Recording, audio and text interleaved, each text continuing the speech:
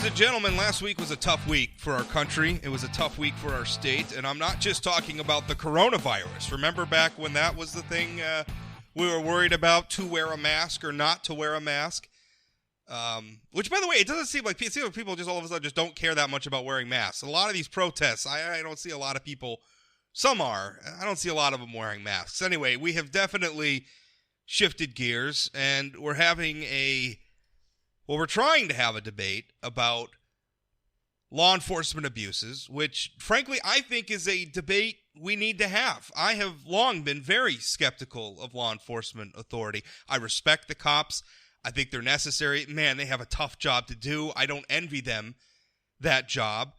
But it's clear there's problems. And, I have been writing for years about the militarization of law enforcement. They're morphing from sort of a citizen law enforcement branch to this sort of paramilitary force. I don't even like school resource officers, and people who follow my columns know this. I don't even really like school resource officers in the schools. Honestly, I think that I don't want to live in a police state. I want the cops to show up when things are going bad, and I don't want much more than that. I don't really think we need armed and armored cops roaming the halls of our middle schools. So that's the side that I'm on. I'm very skeptical of this stuff, and I absolutely believe there is a problem with law enforcement abuse, and it's particularly acute in the area of law enforcement's interactions with minority communities. So I'm there. I'm with you. But we watched what happened over the last several days, certainly over the weekend, in Fargo and elsewhere, where we saw violence, we saw vandalism, we saw people get hurt.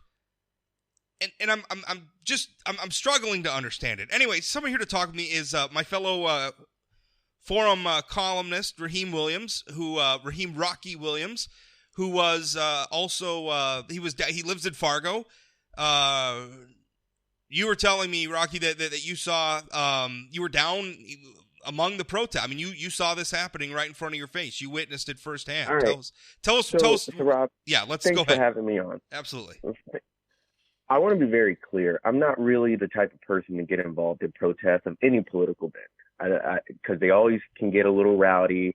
And I'm a gun owner, and I don't like to put myself in positions that are, highly tense. Yeah. So I live downtown. The protest came to me. Right. I can't stress that enough.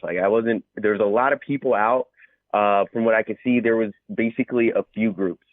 And because Main Street in downtown Fargo is actually being worked on now at my intersection of 8th Street South and Main, that part of the road was closed. And when the organizers organized their march, they rerouted, and they literally came right in front of my apartment building because of that. Okay. And my car was parked outside. I went outside when this march was going on early in the day because I was concerned about my property and my car being damaged. I have political bumper stickers. And they were so respectful. They were so peaceful. And they were doing everything right. Good. I can't stress that enough. And I was so proud. I was so happy and proud of them. But as the day went on, different things started to happen. I'm sitting here with my wife, and we start to hear noise, commotions. We start to see things on Facebook and social media. And we're like, what the heck is going on downtown? Because we're downtown, but the main kind of area where people are conglomerating and where the riot started are a few blocks away. So we start watching as the Fargo police announced that the protests are no longer peaceful, that they're attacking officers. And we watched live as people live streamed it before they started shooting the tear gas and brought out the rubber bullets, before all of that stuff happened. And we could literally hear when they start shooting the tear gas, because my windows are open in my apartment, so we can literally hear it going off. And this is what, as that happened, something occurred in my community. And I'm, as sad as this is, I don't like the fact that it had to happen, or I would have wished that this didn't happen at all, but my community came together. And my neighbors were out. We had concealed carry permits. I had my rifle out. And what we did was we took advantage of the fact that there was a construction site on one end of the street, and we moved up some barricades and closed off the alleys.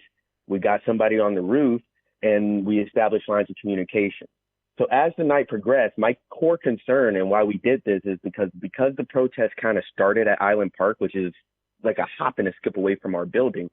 Once the cops started shooting tear gas and trying to disperse the crowd, they had to go back to their cars, and they couldn't get there for the most part without coming by our place. So that was a very, very, very big concern for us. And I live above AFP, those infamous Koch brother organizations, and they've been targeted for vandalism several times. Yeah, I've written about it. Exactly. I'm the one who's discovered that vandalism several times. For people listening, it's Americans for Prosperity. They have state chapters in states across the nation. What you're talking about is their Fargo office, basically. Exactly.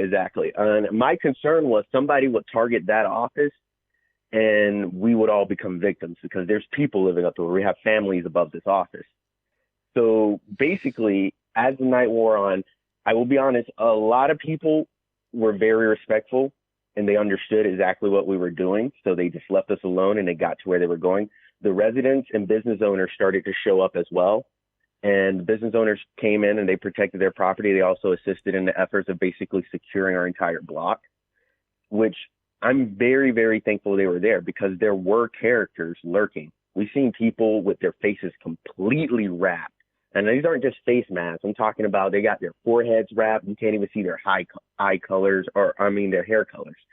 And they're just lurking. They just come up to you and you ask them like, hey, what are you doing here? Why are you hanging out in my neighborhood? And some of them, they curse at you. They'll catch attitudes with you.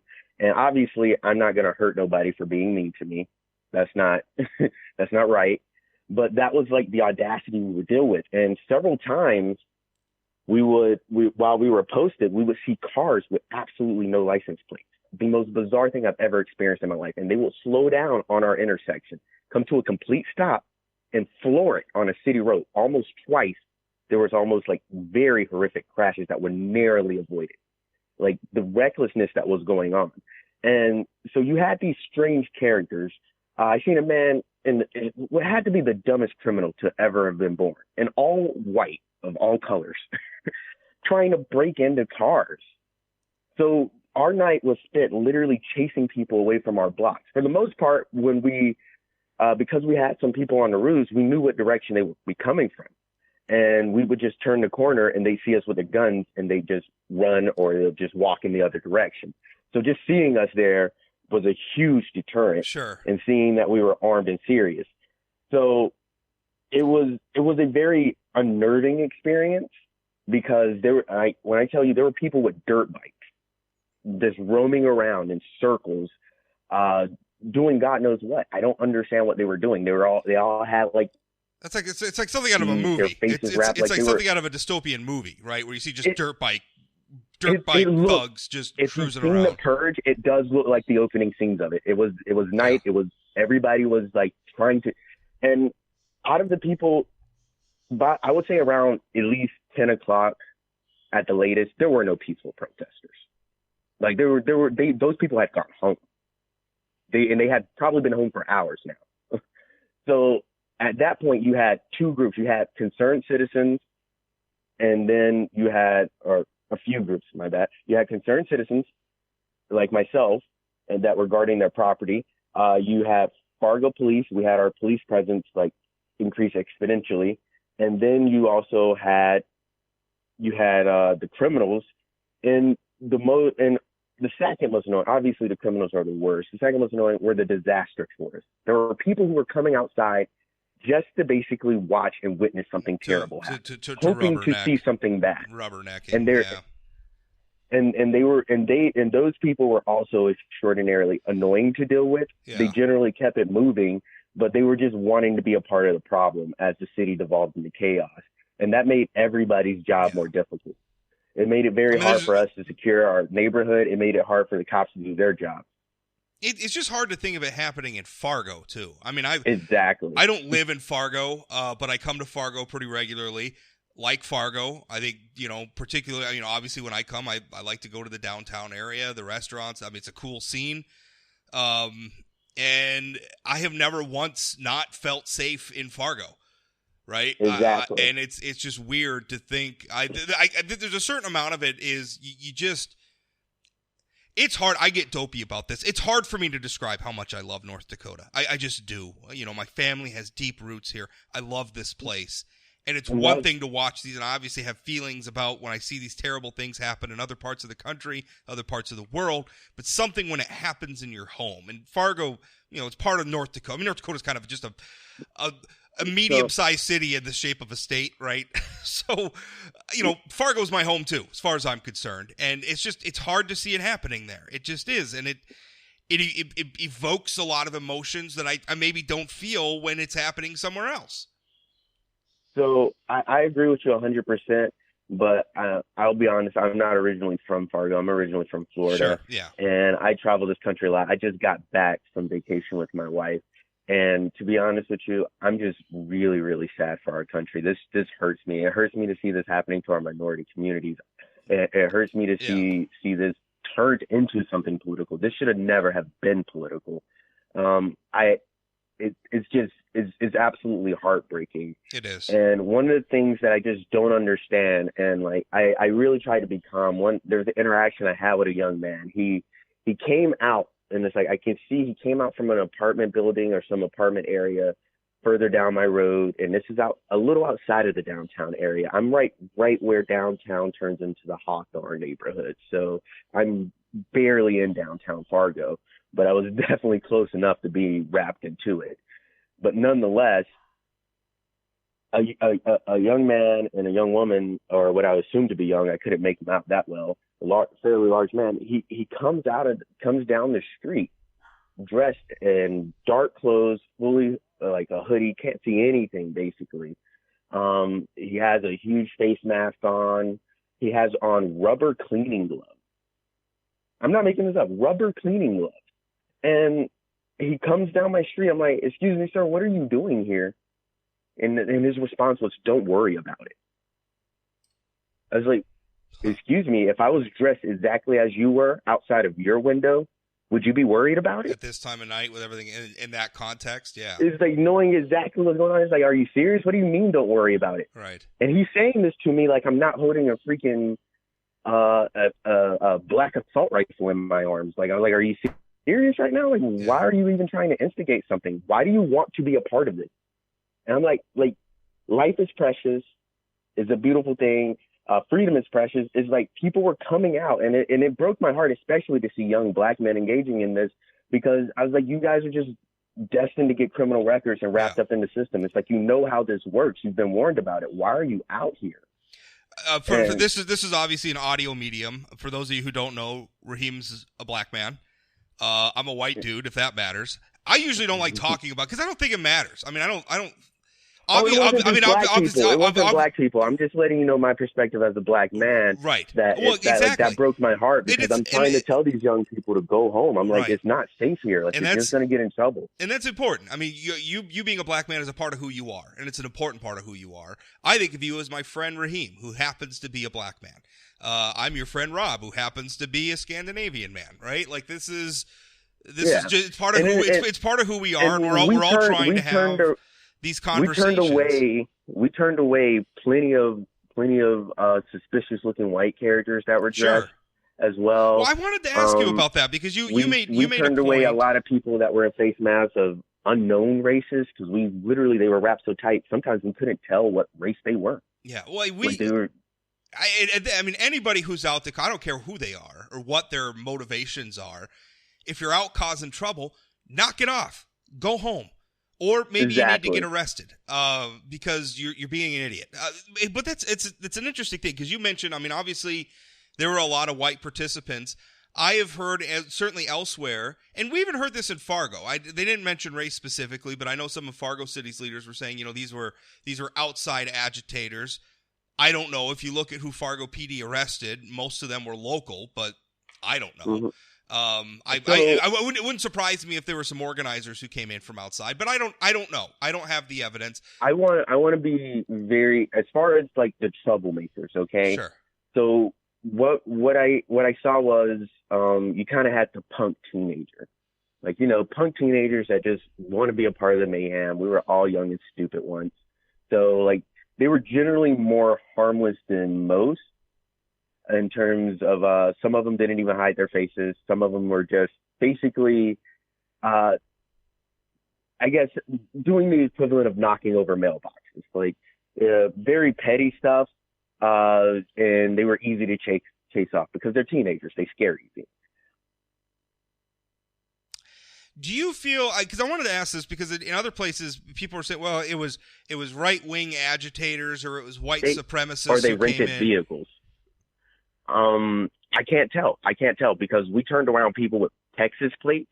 Yeah. We noticed suspicious behavior with Ohio plates, New York plates. Yeah. And we're like, who are these people? And if I'm from out of town and there's a riot going on in the city that I'm visiting, that I'm foreign to, I'm like there's going no to way my, I'm going going to on my, a cruise. I'm hunkering down in my hotel room is what I'm doing. Exactly. Right? So like the missing plates, those were like the most suspicious. They would just drive up, they would look at us, and then they would just either speed off as soon as they saw my gun, or they just speed off in general as soon as they looked down our road. And we caught several people on our perimeters, like trying to break into stuff, trying to fiddle with stuff, mess with people's cars. And each time, thankfully, they just ran off because I don't want a violent confrontation. But the fact of the matter is, it was very clear to us at the end of the night, and this is clear to my neighbors and also the business owners who came out to support us. We had neighbors literally opening their windows and thanking us. They're like, thank you for doing what you're doing. Do you guys need anything? You need food, you need water, you need anything, you let us know. Because these people were absolutely terrified in their homes. Well, it's scary. And that's not right. No, it's not right. That shouldn't happen anywhere. So let me one thing that we heard is people saying, well, it was right-wing infiltrators or it was white supremacist infiltrators. And believe me, I wouldn't put it past some of those idiots to try that sort of thing, to go out and to dress up like maybe one of the break some windows out just to make them look bad. I wouldn't put it past them. But I feel like that's such a specious thing to talk about. There's clearly a national movement that believes that violence, the ends justify the means, and violence against innocence and violence against property is a way to advance a political cause. And I think some that people exists. will call that terrorism, right? But I'll let the viewers or the listeners decide. I think that's probably a debate for a whole other podcast. But I think it's apparent. There is a left-wing movement. There may be a right-wing movement as well. You look at what happened in Charlottesville. Clearly, I'm not saying that this is just a left-wing problem at all. But this specific incident, there's clearly a faction of the left that believes violence is justified in these instances. Oh, absolutely. And those there's also that faction of the right. The question is, sure, what exactly does it take to push the crazies over the edge? Because there's extremists in both directions. And that's probably the saddest aspect, is because I'm hearing this. I talked to a friend I haven't talked to in over 10 years, and he lives in the city. And this is before things went south in Fargo. And he explained to me, and I had no idea this was what even happened in Fargo. He explained to me exactly what happened there, and it happened the exact same way here. And I find that very, very, very suspicious. He's like, he lives a block away from where George Floyd was actually killed. He lives within walking distance. He's like, people from outside of this community, people we've never seen before, started showing up, and they started setting things on fire. We have no idea who they are. We tried to stop them. We don't know who these people are. And as far as most of the arrests being from local, I have no doubt about that, because, that's a numbers game. Most of the people in the area are obviously going to be local. But I am very much convinced of what the mayor of Fargo said, and also what the mayor the mayor of Minneapolis said, and the governor of Minnesota. These are outside agitators. And it's like, I watch this. I'm on the streets with myself. And another example of that is nobody, and what you just brought up about downtown Fargo, it's a very nice neighborhood. That's why my wife and I live here. Yeah. And we would never set Vinyl Taco on fire. Right. We will never set, those are some of those restaurants, the Hodo, Vinyl Taco Jail, those are the establishments that brought us to these communities. We love those stripper bars and restaurants. Those businesses made the investment. The part of the reason why downtown Fargo is a nice place to live is because those businesses came in and they made an investment and they said, we're going to develop nice places to eat and to drink and to shop and to do all the things that people want to do in a downtown. We're going to come down here. We're going to make those investments, and they don't have it. What does Vinyl Taco have to do with George Floyd dying? What does JL Beers have to do with George Floyd dying? Or some random person whose car just happened to be parked downtown and it got vandalized or broken into or something because people are upset about George? What are you accomplishing? And this is something we talked about this a little bit before we started. I just wrote a post, and because what I've been thinking about all weekend is there was another guy in another era of American history who was upset about law enforcement abuses at Ruby Ridge, Idaho, and law enforcement abuses at Waco, Texas, and decided he was justified in murdering a bunch of innocents in Oklahoma City. His name was Timothy McVeigh. So I'm very worried at people who have gotten to the point who think that their political cause is so just that they are justified in violence against innocents. I worry about that. And to be honest with you, we all have those things we're passionate about in policy. Like, I'm super pro-life. I would love to see every abortion clinic in this country closed, but I'm not going to do it that way. You're not Eric Rudolph. Right? I'm not organizing some massive abortion clinic strike, and I would disapprove of any such attempt. Right. Like, that because I enjoy the safety and security of civilized society. Yeah. And I cannot prosper absent of that. And I think that applies for just about all of us. Yeah. So what we're seeing here, and I just got done like basically chastising a family member about this, who's like, oh, well, the riots are about pent up aggression in a society and years of police abuse. I was like, that's not true. The protests were about that. The riot and the looting was to take advantage of those protests. Exactly. Leave it, to use it as cover to literally engage in criminal mischief. And when I say I am so happy for my neighbors, because I have not a doubt in my mind that we would have saw a lot more property damage and a lot more issues if we weren't out there. And we were out there easily from 8 o'clock to 1:30 in the morning when the National Guard showed up. And at that time, everything seemed to be calming down. And I was up till 4 in the morning because I stayed out my window. When I came back outside, I stayed out my window looking at the road. We all just agreed to watch from inside when things calmed down enough.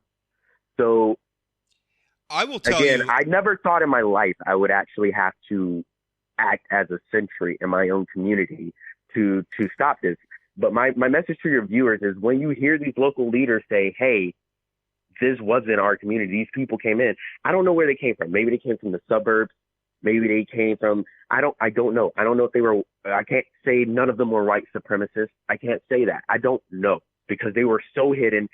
But what was clear is they came here to destroy our community. They came here with the sole intent of wreaking havoc, to steal, loot, and plunder. They did not care about George Floyd. There was a very peaceful protest full of thousands of people, or at least 2,000 or 3,000 people. It was huge. It was beautiful. They were very peaceful. Those people were not the ones who came back out later and started doing it. I didn't even see the same clothes, nor the same vehicles. Yeah. It was very, very distinct, and it was very disturbing. And the sad part is, I don't know if it was 4 people, 5 people, or 10. It doesn't take much to absolutely turn that kind of environment into an absolute crap show. And I want to pause here to acknowledge how frustrated the protest organizers must feel, because I can flash back to my own history. Circa 2009, I was running a blog, but I was not doing politics professionally. But I helped organize Tea Party rallies across North Dakota. Multiple cities. We had hundreds and hundreds of people come, thousands across the state. And at the beginning, it was a beautiful movement. It was people who were concerned about the way they were being governed coming out and voicing their distaste for it, right? I mean, it's proud American tradition, great thing. It was a beautiful thing. we had at some of the rallies people show up with signs that said obnoxious, stupid things, or they would show up and they would say obnoxious or stupid things, or they would represent obnoxious or stupid groups. And I was stuck at times talking to members of the news media who were asking me, well, what about these idiots over here? Right? And it was hard because already the news media, which frankly leans a little left, probably more than a little left, and they're skeptical of conservative causes to begin with. And so I'm standing there, and it was frustrating to me because it was like, I don't have anything to do with those people. They just showed up, right? I mean, we're holding this rally in a public space. They just showed up, right? I can't control them. I can't go over there and tear their signs down. I'm not going to do that, even if I disagree with them. I'm not, they have their right to have their say as well, but I'm not associated with them. And I'm watching now as some of these protest organizers, they're disavowing the violence. They're disavowing the vandalism and the attacks on police and attacks on bystanders. And I feel so bad for them because it's not what they wanted to talk about. I'm with you on that. And that's the thing that's been concerning me is that we see this conflation across the country. And I will say the media has gotten a little better in the last 2 days. I watched some coverage last night, and now they're starting to make a firmer distinction between the protesters and the rioters. And I do believe that's warranted. Yeah. Because for the first few days, they were being conflated as the same. So people thought, like, if I condemn the riot, I'm condemning the protesters that I agree with. And it's like, that's not true. Yeah. So it's like everybody needs to be very, very one voice right now for the sake of our entire country. And that message is simply stop it. Right. It's like, stop this violence. Stop it right now. And I mean, like, the absolute horror stories we're hearing. 189 unit affordable housing complex in Minneapolis was burned to the ground. Habitat for Humanity, according to their local news, was looted, a construction site development. They're literally destroying poor communities. And, like, who are these people? I don't know. Well, think of the people who can't go to work right now because their business got bombed out, right? Like, maybe they don't even own the business. Maybe they just work there, and they can't go to work right now, and it's bombed out. Like you hear Target. Target is still paying all their people, right? But Target's huge, and Target can afford to do that.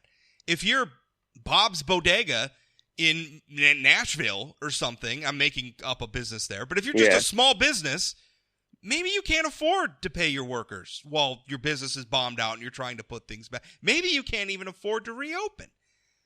How is that? How is that just? How is that justice? And the things you hear people say, I've heard radical leftist socialists argue, oh well, the insurance will pay for it. And I was like, it's not that simple because it takes time. There's a daycare across the street. If something happened to that, insurance might cover some damages. But those parents, while they're repairing and rebuilding, need to find somewhere else to send their kids. Yeah. So it's like that's business lost. It's insurance like insurance checks don't fix everything. Yeah. Well, they usually don't compensate. They're not going to compensate you for the business you lost, right? Or you're not going to get all of it. Exactly. They're not going to compensate your employees who can't come to their job and earn their paychecks. Right. And again, many business owners, I think business owners who have good people are going to try to keep, because if you're a business owner, you don't want to lose good employees. Right. That's true. So they're going to try, but they just may not be able to afford to. Right. Because they got a lot of risk sitting in front of them as well. I want to go ahead and just say it again. What happened to George Floyd was absolutely unacceptable. It's inexcusable. It was one of the most heart-wrenching things I've ever watched on video. I look at it, and it was murder. I've watched the video once. It's hard for me. I can't watch. I'm a very gentle person. I'm not into violence. I'm not. I have a hard time watching it. I would be terrible. Like I could never be. I just can't. I don't like violence. I don't like people doing that sort of thing. And it was so hard to watch. I mean, it was just this terrible, terrible thing. And so you're right. I don't want to distract from that. It was a terrible thing. And by the way, George Floyd wasn't the first. This has been happening for a long. That's true. Too goddamn long. And that's why I can understand the frustration that people have and why they want to sympathize with the protests and they should sympathize with the protests. But these violent riots just are not about George Floyd. They never were. In every single city, and when I say that, I have no doubt that some of them were locals. Some of them were people who have just been waiting for an opportunity to do something exactly like trolls. What they did. They're trolls. Raheem, how many? I was thinking it this way. Maybe it's because I work in a digital medium and I've been blogging for like 17 years now. But they're trolls, right? They're those people that show up. There's a group of people with a disparate set of views who are having a conversation in maybe a blog comment section or a Twitter thread or something, and they're not agreeing with one another, but you're having a debate, right? And it's going fine, right? Like, I think this, you think this, and we're making our points, and we're having a debate, and then some idiot shows up and starts throwing bombs. Right? Yeah, and that's basically a real life manifestation of that. This is that happening in real life, right? That's actually the best way to put it.